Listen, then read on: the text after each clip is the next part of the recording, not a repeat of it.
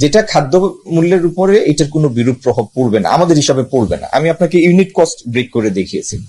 জ্বালানি তেলের মূল্য আমি যদি ডিজেলটা ধরি, সব থেকে বেশি ব্যবহৃত জ্বালানি হচ্ছে ডিজেল, এবং আমাদের মোট আমদানির 63% হচ্ছে ডিজেল, পেট্রোলিয়াম।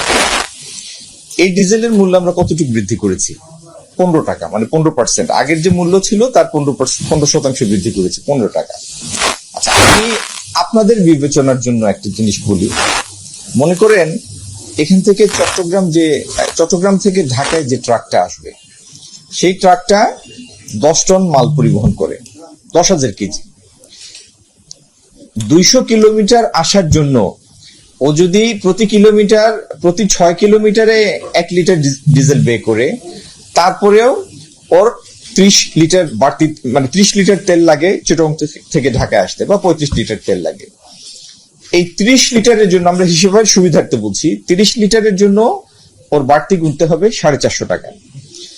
450 টাকাকে আপনার ভাগ দিতে হবে 10,000 কেজি। তখন আপনি প্রতি ইউনিটের উপর যে এই ডিজেল বৃদ্ধির ইম্প্যাক্ট, এই ইউনিট কস্টটা পাবেন।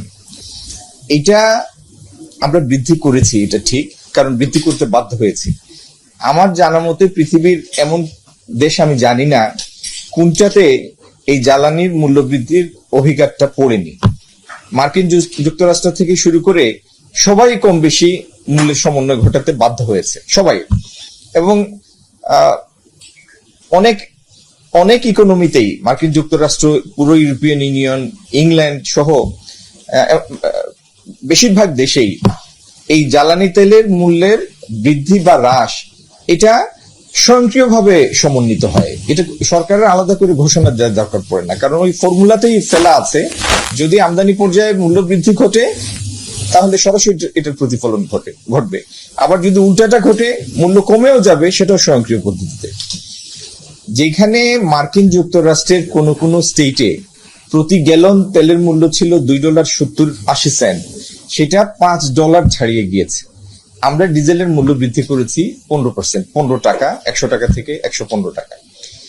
আর আরেকটা জিনিস আপনার বুঝতে হবে, যে পরিমাণ জ্বালানি এই দেশে আমরা আনি এবং আন্তর্জাতিক পর্যায়ে যে পরিমাণ মূল্যের উল্লম্ফন ঘটেছে, এই অর্থনীতির ন্যূনতম স্থিতিশীলতার স্বার্থে এইটুকু অ্যাডজাস্টমেন্ট নেওয়ার প্রয়োজন ছিল।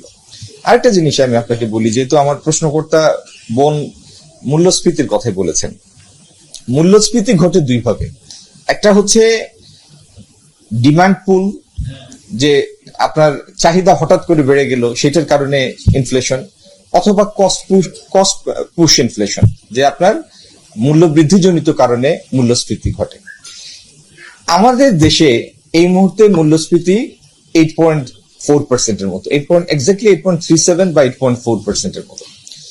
এখানে দুইটা দিকে আমরা ভাগ করি, একটা হচ্ছে ফুড ইনফ্লেশন, আরেকটা হচ্ছে নন ফুড আইটেম, দুইটার জন্য ইনফ্লেশন।